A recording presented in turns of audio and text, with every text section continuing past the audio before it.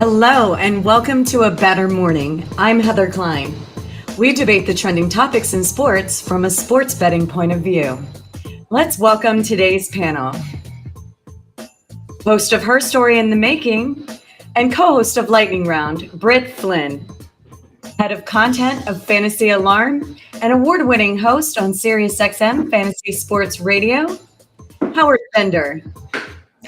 Fantasy Alarm lead NFL analyst and professional MLB All-Star Game handicapper, Andrew Cooper. The king of the world, Mr. Fantasy Exec himself, Corey Parson. Welcome, everybody. How's everyone doing today? Corey's the king of the world until he can't predict the winner of the All-Star game. Uh-oh. There you see what I'm saying? Yeah. A lot of award talk floating around, dude. I don't think I've gotten one thing wrong on this show since it started, to be honest. Good job. Let's check the meme. I've never been wrong one day in my life. I've never been wrong. I thought I was once, but I was mistaken. I was mistaken. Oh my goodness, Miss! It was a mistake that you were actually right. That's right. Glad Guerrero, NL. I mean, this game's easy. So let's get to more of that. All right. This group. Let's get to it, guys. Please.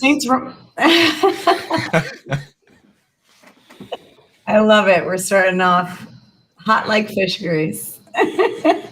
Saints running back Alvin Kamara reached a plea deal for a Las Vegas nightclub fight that occurred on February 5th, 2022. He pleaded no contest to a misdemeanor charge of breach of peace and will undergo 30 hours of community service, pay a $500 fine, and there's much bigger fines in the NFL. What's $500? And over $100,000 in restitution for the victim's medical expenses. Although the case is closed in the Vegas courts, the situation remains under investigation by Roger Goodell and the NFL. Are you concerned that Kamara will be suspended, and what fantasy football implications do you consider? Corey, you're up. So I'm not really concerned about the fantasy football implications because I think they're minor, if anything. You know, you like Kamara, there's going to be a spot where he's going to be a value. You don't like him, you leave him on the board. I think the more egregious problem is, just listen to the phrase you said. The Las Vegas courts are done with it, but now it goes to Roger Goodell. Well, who the hell is Roger Goodell? The commissioner of the NFL? This is an incident that got him a $500 fine and basically $100K in a civil case and restitution for injuries for an event that we don't even know what happened. I think this whole thing of we got to suspend people because they've done something that the courts don't even find legal is egregious. Let's look at a couple of weeks ago when John Morant got a 25-game suspension. There was people like, oh, no, that wasn't enough. Why do we have this suspension porn culture? He should not get no time. $500 to the courts in Las Vegas, that's good enough. There are so many things that I need to dissect about that statement, but I only have 45 seconds. So I'm just going to tell you, as a lawyer in a former life, there are different burdens of proof and evidence. And Corey, have you seen that video? That video is horrendous. The NFL has a different burden of proof for implementing suspensions. It's not, you don't even have to be charged. You don't even have to be convicted. None of that, because the burden of proof that the NFL has to prove is a preponderance of the evidence. That's 51% saying that you violated a contract that you signed saying that you were not going to act up. What Alvin Kamara did is way more than acting up. I don't care that it was only $500. I don't care about any of that. What he did was wrong. We've seen it with Zeke. He wasn't charged. He didn't even agree to a plea deal, and he got 6 games. Beating the hell out of somebody on video definitely warrants a suspension. Well, Britt, I also happen to be a bit of an internet fantasy football lawyer myself. Are you Birdwell? I've also noted bird law enthusiast as well. I've also taken a quick peek at what happens in this league, and I kind of agree with both of you that one, he has to be suspended from Britt's point, and two, that Roger Goodell does it arbitrarily and based on whatever he feels like at the time. So when you look at these suspensions, sometimes when nothing's going on, they do 1-2 games, sweep it under the rug. This year, you got a bunch of guys getting suspended for betting on baseball during a lunch break, and those guys got 6 games. So Roger Goodell, knowing that he has to keep the peace among the fans, knows he has to give Kamara something here. And no matter what it is, people are going to turn around and say, oh, well, he got the same suspension for beating the guy up. These guys got bet on baseball. So he's got to get something here. He really does. The NFL has a code of conduct policy, and it's very, very firm about things like domestic violence and battery and things like that. I mean, let's not overlook the fact that this is a plea deal, all right? And the video does say it all. And the NFL is a private entity that has their own code of conduct policy. So yeah, they can do whatever they want, and it doesn't matter what the legal ramifications are. I can't sit there and say that, a plea deal is going to erase what happened. The video does speak for itself. It really does. And it was a garbage move here by Kamara and his people. They got out of the legal aspect there, but there will be a suspension. The league policy says 6 games. It'll probably end up getting whittled down to 3 or 4. My real question here is $100,000 and $500 over the table. How much under the table is this guy getting for everybody to just say, oh, never mind? That's the real fine right there. Britt, how much of the video did you see?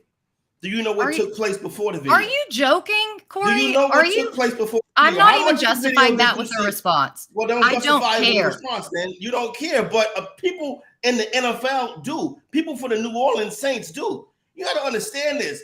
He got into an altercation. We've seen a piece of the tape, and now you want to be judge, jury, and executioner because you were a former lawyer. Listen, the bottom line of the matter is this. These sports, the ratings are tanking in these sports. Why are we putting our best stars off the field for stuff that the courts don't even find a big deal with? It doesn't make any sense. Like no, I said, that's you're not true, a star. Corey, so you're a star and you get exempt from porn. any. It's suspension porn. How much suspension? Corey. How much time? One at a time. We can't wait. I'm sorry. Go ahead.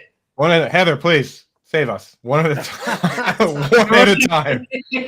When I said that I don't care, it doesn't mean that I don't care about the totality of the video.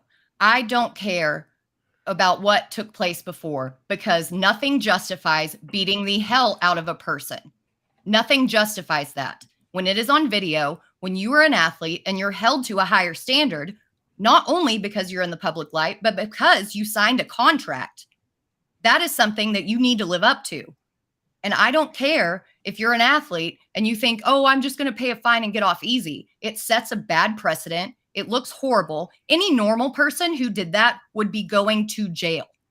And the civil case for $500. The civil case hasn't even been settled yet, so that's still going on. That's still pending. The $100,000 was restitution strictly for medical expenses. There, the $500 fine. That's just that's a joke. That's an absolute joke, and that actually makes it more of a mockery out of the court system than it does anything else. So. Listen, I think that the basis here is whether or not we think he's going to get suspended. We already know that the NFL does whatever the NFL wants. And that's it. Again, they have a code of conduct policy that when you sign your contract, that is a part of it. So Alvin Kamara is definitely in the wrong here. And you know what? Yes. Does he need to be suspended? He does. Do you need to set an example like this? You do. And Corey, come on. What example? Plea deals are plea deals. That doesn't exonerate you from anything. It exonerates him from doing jail time. It does. To Howard's point, Marcus Mariota once had a clause in his contract that said he couldn't go surfing.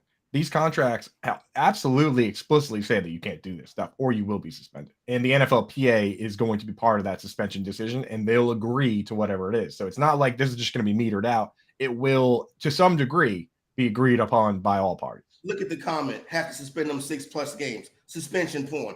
For something that we don't even know what took place. 6+ games. And as far as Ezekiel Elliott go, the NFL's own investigator was like, there's no suspension here. And Roger Goodell went through with it.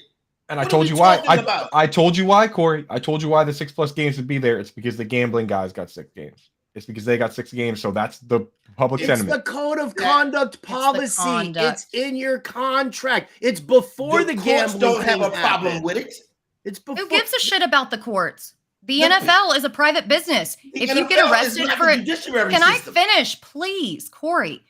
If you get arrested for a DWI at your normal job and you get exonerated, you can still get fired from your job because your job doesn't want you there. These are two separate, entirely different situations. Your job and the courts.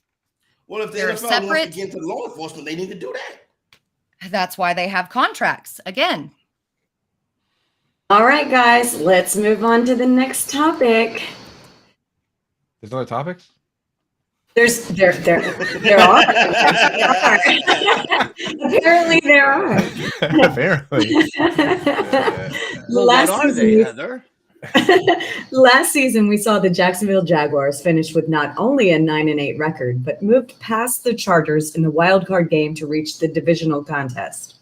Although they lost to the impending Super Bowl champs, the Chiefs, I'd say the Jags accomplished a great feat. This season, there's a new crop on the comeback trail, and we're eyeing the Bears as the favorite at plus 210. Following Chicago are the Broncos at plus 425, and the Texans at plus 700, followed by the Colts at plus 800, and lastly, the Saints at plus 850 as the top 5 contenders. Do you like the Bears, or is there another team you're eyeing to have the biggest increase in regular season wins versus their 2022 performance? Britt, let's go. So most improved feels like a participation trophy, but I digress on this. I'm not sure why everyone is in on the Bears. Sure, they improved. They brought in DJ Moore. They upped their offensive line a little bit, but they still have major questions around their passing game, and they have a long way to go with their defense. I'm not sold on them. The NFC North should help them a little bit because that division's kind of weak, but I'm more in on the Broncos. I was in on them last year before the atrocity that was Nathaniel Hackett. But with Sean Payton, I think that they get it done this season. They did a lot to improve their defense as well. So Russell Wilson shouldn't be playing from many come-from-behind situations. And his receiving core is, for the most part, healthy this year, which they weren't last season. They have a decent backup running back situation instead of the oldest, dustiest running backs who still have legs attached. So I think that they take the cake. Britt, I'm fully with you on the Broncos bouncing back, but this particular bet is a bit of a trap. I've been rug pulled by this one before. And the problem that you run into is that the Broncos likely are going to feel like the most improved team, but you have to factor in just how bad the Bears and Texans were last year. Those teams were 3-win teams. And that's what this bet is based on, who improves the most in terms of their last year record. So if you had 5 or 6 wins to the Bears, they're still like an 8-9, 9-8 team. They might not be even that great. If you had 5 or 6 wins to what the Denver Broncos did last year, now they're winning double-digit games minimum. Like 6 games is an 11-win season for this team. I'd rather just bet Sean Payton Coach of the Year as a standalone bet, and then bet on one of these really bad teams to just so happen to be mediocre this year. Yeah, I mean, you just need to take a look at the win totals lines over at any local sports book there, and you see the increase so far. The Bears do have the biggest projected increase. They were a 3-win team last year. Their projected win total right now is at 7.5. That is the highest. Denver does have the second highest, but I'll go with the Bears as being the team that improves the most record wise. Their division got a little soft. The NFC South is a little soft. They're going to be playing teams over in the NFC North, which could be a little tougher on the out of conference. But, when you look at some of the improvements other teams have, or that the Bears have made in comparison, I think we will see them as probably the biggest increase from where they were last year, just slightly more than Houston. Yeah, if you were in on the Denver Broncos going into last season, you probably need to have your eyes examined, because that one was easy to see that was going to be a failure right there. But anyway, let's get on to this season right here, and let's talk about the team that's going to make the biggest improvement. And, Coop makes a good point. It may seem like it's the Broncos, but I think it's going to be, first of all, the Bears, their quarterback situation and their head coach and all of that, and the defense is a lot for me. But as far as this season, it's going to be the Houston Texans. They got a competent leader in there in DeMeco Ryans. I feel as if you get a good job getting there with C.J. Stroud as the quarterback. I don't think the roster was devoid of talent coming into it. I think they was, tanking and trying to turn the roster around. Now that I think that they got their guy who they identified, the same guy the Denver Broncos actually wanted, I think he's going to come in there and be a fantastic head coach, and you'll see a big improvement in year one. I will say for the Houston Texans, we talked about this yesterday on the Alarm Fantasy Football Show. Their offensive line, on paper at least, is not nearly as bad as a lot of people think. Laramie Tunsil, Kenyon Green, they just drafted a guy with an incredible name, Juice Scruggs. So it's not crazy. I just think that the Bears are a little farther ahead in their rebuild. They're like year 3 of their new quarterback versus year 1 of their rookie quarterback. That's kind of the difference maker for me. But I do agree. The easiest path is one of these really bad teams becoming just okay versus saying, okay, one of these teams that were kind of bad last year is going to be a playoff team, because that's a much bigger jump for me. Well, and I guess the Texans kind of screwed the pooch by getting that tie, right? And going to second, because now they have that little amount to improve where the Bears, I guess, do. And now that you guys said this, Justin Fields did have the 3rd most time in the pocket of any quarterback in the entire league last season. So we could see some stuff out of him. Mods, You gotta stop turning the ball over in critical moments in a late game situation. Say, Mods, please remove getting the game from the chat. I want that Broncos business stricken from my record. Thank you. Listen, you know what? I lost a ton of best ball teams with a little Broncos stack early on. So you didn't think that looked like it was going to work? The Broncos with Nathaniel Hackett and a celebrity quarterback. It worked in every other team. Why wouldn't it? It worked for the Rams. It worked for the Bucks. It did, right? Because you don't. One of the Bill Parcells' rules is you don't trust a celebrity quarterback, and when you have a celebrity quarterback, you get what happens last year. You know what? Sean Payton is there to stay. Russell Wilson ain't. Yeah, Russell Wilson's no Dak, I'll tell you that. There we go. I don't want to have to prove to you again. Time machine. I'll leave it alone. Cash your tickets if you tuned in yesterday and you bet on today just being Snipe City with the comments. Time machine to yesterday, dude. Uh-oh. I'm ready for the next topic already. Yeah. I'm out of it. It's too early for this. Howard, you ask and you shall receive. Thank you, Howard. We've all seen the news on the incident between Britney Spears and Victor Wembanyama, or rather his security. Spears' team filed a police report for battery, but after a full investigation, no charges will be given. Do you think Britney should have known better, being a superstar in her own right, or was the security guard a little overzealous? It's Britney versus Wemby's security team. Fight. Yeah. I'm sorry.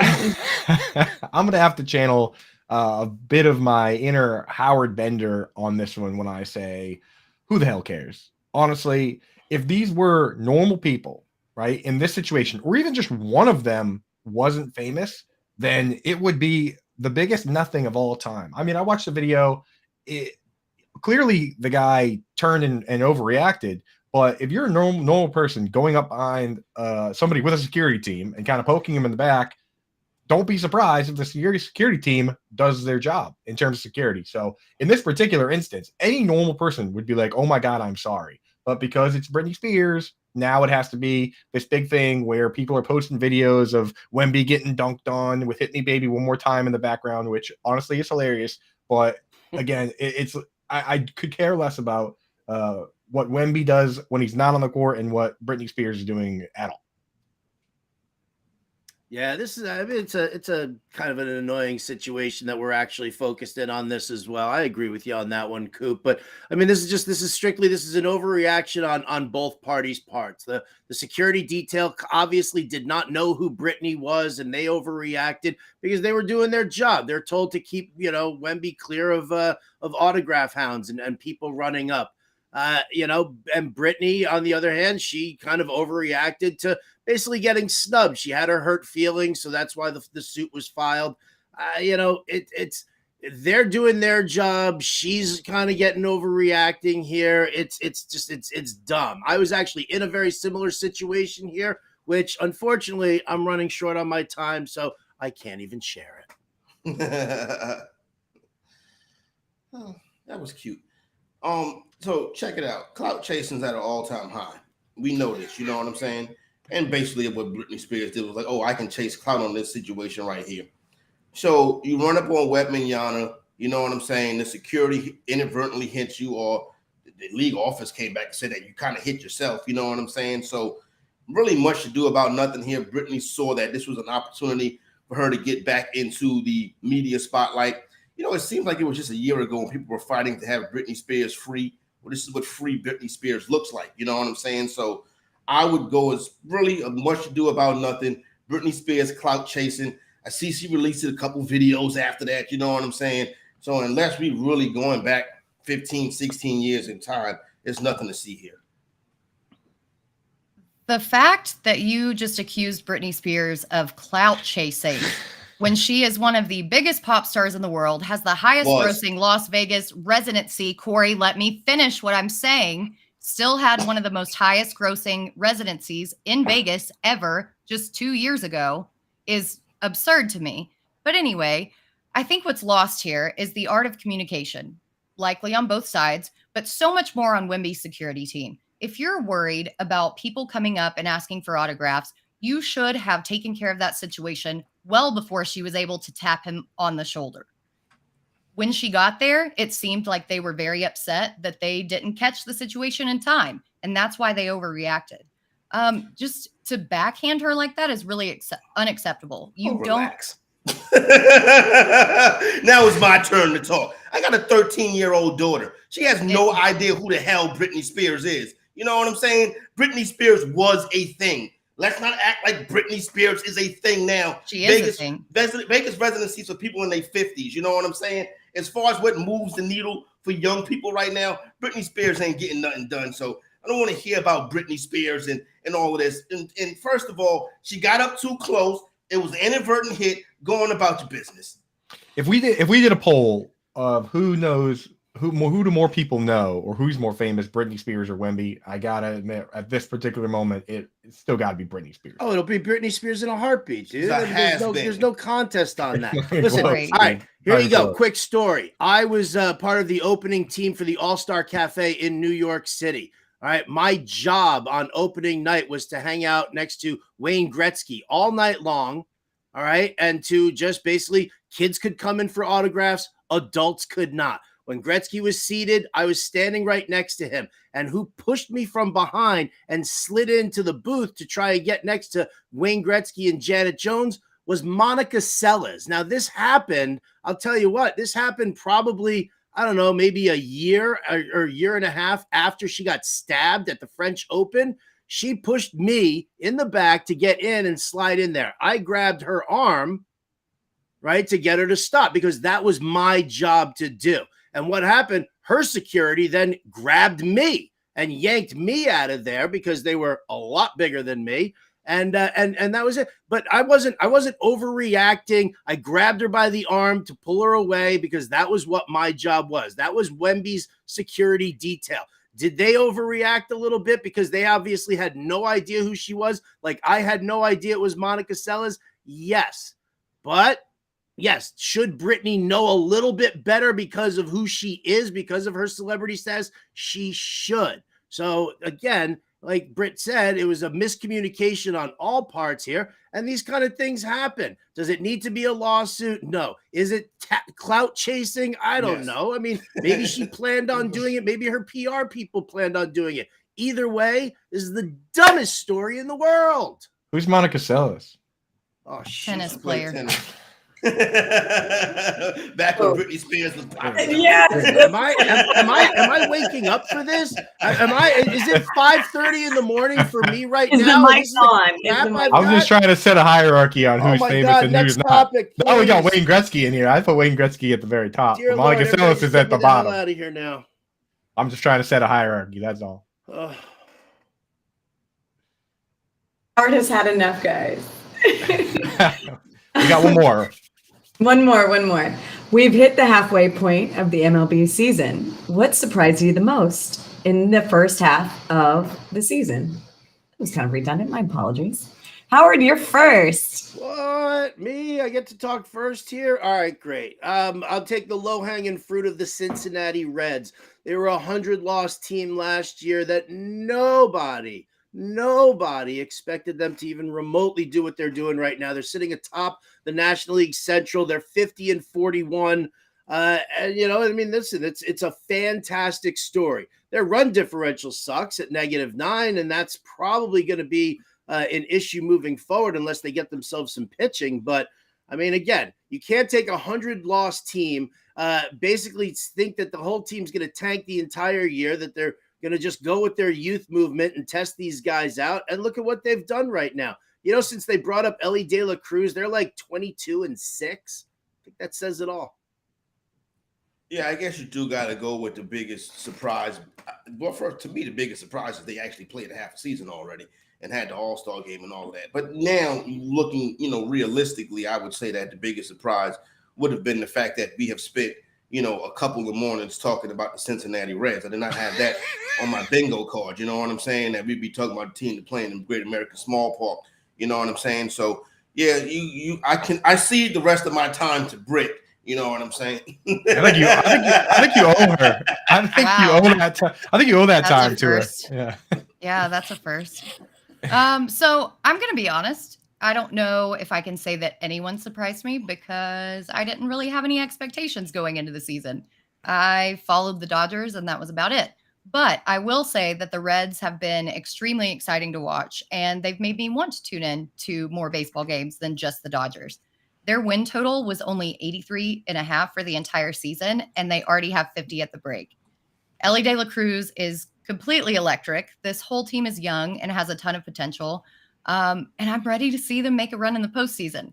What surprises me, I guess, the most is the Mets and their downfall. It shouldn't really, but having the biggest payroll in baseball and you're pooping the bed in epic fashion is just really bad.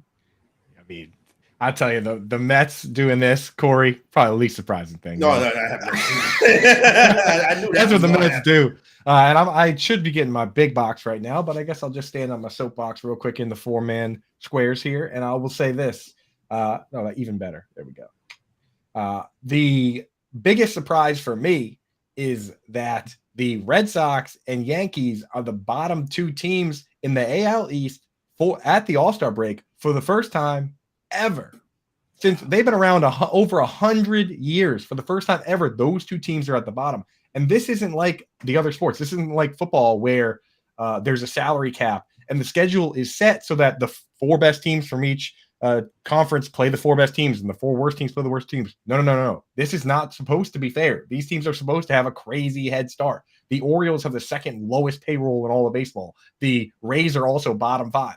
These two teams, maybe one of them could be at the bottom, but both these teams are not supposed to be at the bottom, and it's the first time it's ever happened. So that is surprising to me. That is very surprising. That's a good pull right there, Coop. Hey, Britt, how many games you think Wembanyama should be suspended? 25?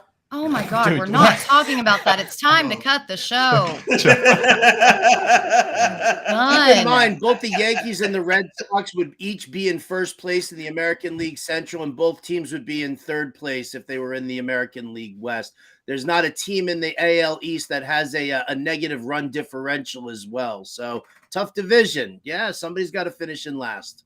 Just like the AFC East in football, the AL East runs the world, baby. It's the AL East versus everybody. Let's go. All right, guys. Thank you so much. That was today's show. Make sure you check out Quick Out Fantasy Football with our very own Howard Bender and Coop at 1 p.m. Eastern. If you missed any of our shows, please check them out on YouTube.